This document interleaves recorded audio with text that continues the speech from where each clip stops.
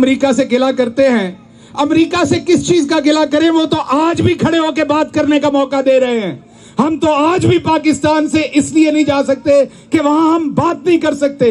America से किस बात का गिला करें कि अमेरिका ने हमारे लोगों को खरीद लिया है, बिके तो हमारे अपने लोग हैं। अमेरिका की तो फॉरेन पॉलिसी का हिस्सा है, बिका तो वो बाजवा था, डोनाल्ड लू का कसूर नहीं था।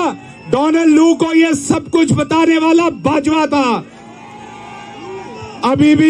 अभी भी जो वहां पर शिकारी लूमड़ और शिकारी कुत्ते हैं, वो कभी मुझे सीआईए का एजेंट कहते हैं, कभी ये सामने खड़ा है इसको सीआईए का एजेंट कहते हैं, क्योंकि ये ट्विटर चलाता है। यहां से मैं भी सीआईए का एजेंट हो गया, अब जिब्रान भी सीआईए का एजेंट हो गया, यहां पर खड़े ये जॉनी बशीर भी सीआईए का एजेंट होगा। अल्लाह हर किसी को इस तरह के सीआईए एजेंट दे। अल्लाह हर इमरान खान को इस तरह के सीआईए एजेंट दे। अल्लाह हर इमरान खान को इस तरह के एस्टेब्लिशमेंट के एजेंट दे, जिन्होंने आपकी पग और धोती दोनों बाजार में खोल दी है। और एक बात और याद रखिएगा, ये भी सीआईए एजेंट है। अच्छा ठीक है, एक बात और याद रखिएगा, मैं 15 साल से अमेरिका के अंदर जिनका एजेंट था, जिनके लिए काम करता था, उन्होंने तो गद्दार बना दिया आखिर पर।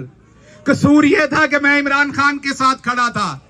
ये जो पूरे 1 साल का ट्रेलर आपने देखा है, पूरे 1 साल के ट्रेलर में जिसने जावेद ने सेक्रेमेंटो से बड़ी नज़में लिख डाली हैं, इस पूरे 1 साल के ट्रेलर में टारगेट इमरान खान था। पहले दिन से उसे मुल्क दुश्मन साबित करना था, क्योंकि पाकिस्तान के अंदर जब एस्टेब्लिशमेंट ने किसी बंदे को बदनाम करना होता है, या उसके बेड के नीचे से व्यागरा निकल आती है, या वो मजहबी तौहीन कर देता है, या उसके अकाउंटों में से पैसे निकल आते हैं, या उसका मजहबी अकीदा खत्म हो जाता है, या वो चाबी वाला खिलौना जो है वो कहता था फ्रांस के सफीर को बाहर निकालना है।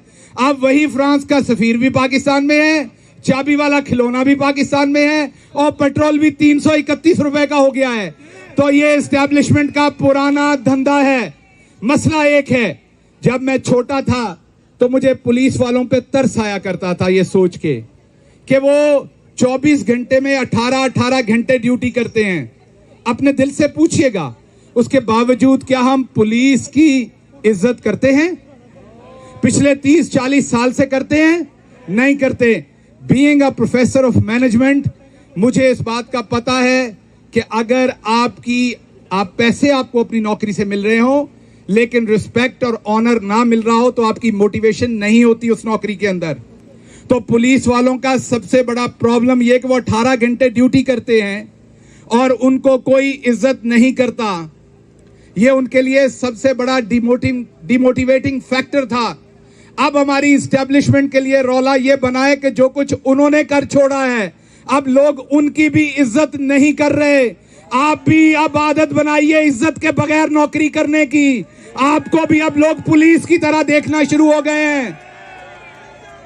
आपको यह सोचना पड़ेगा कि पूरा मुल्क जिस चीज के ऊपर जान देता है, उस सारी सिविल मिलिट्री के दरमियान जो फर्क कभी दुश्मन 75 साल में नहीं डाल सकता, वो आप किस तरफ को चीजों को लेके जा रहे हैं।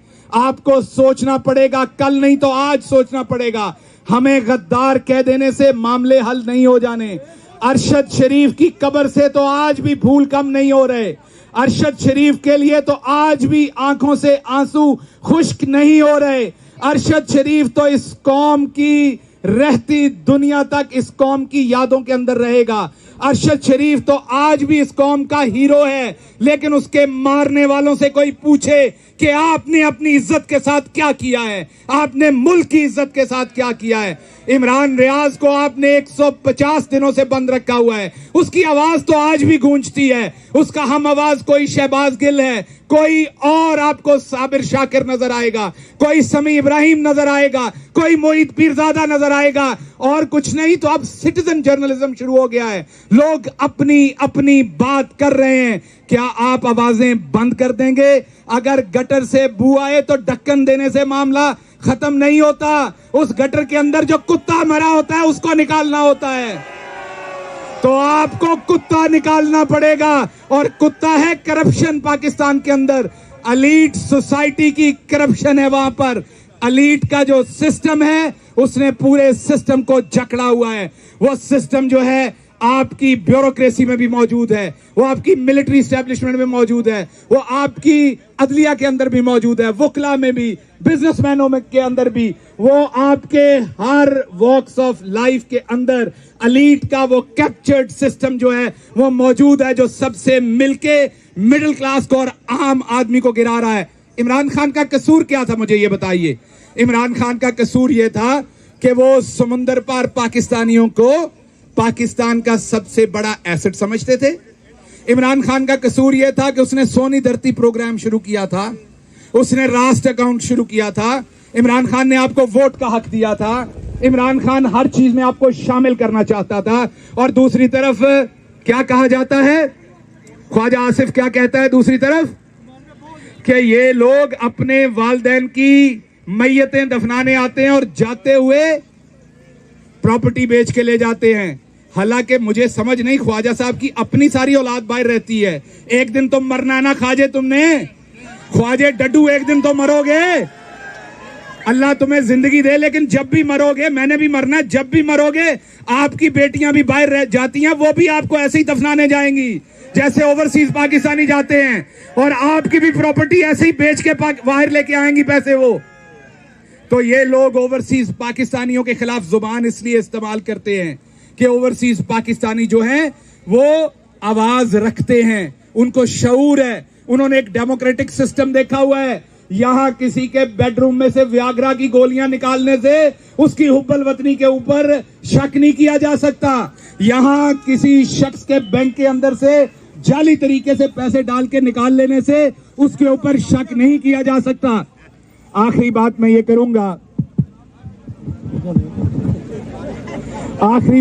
करूंगा, कि जस्टिस काजी फाइज ईसा साहब आए हैं, हमें उन्हें मौका देना चाहिए, हमें उनके बारे में अच्छा गुमान करना चाहिए। वो तशरीफ लाए हैं कि वो कानून पे चलेंगे। कल उन्होंने अपनी बेगम को साथ खड़ा करके हल्फ लिया, बहुत अच्छा किया।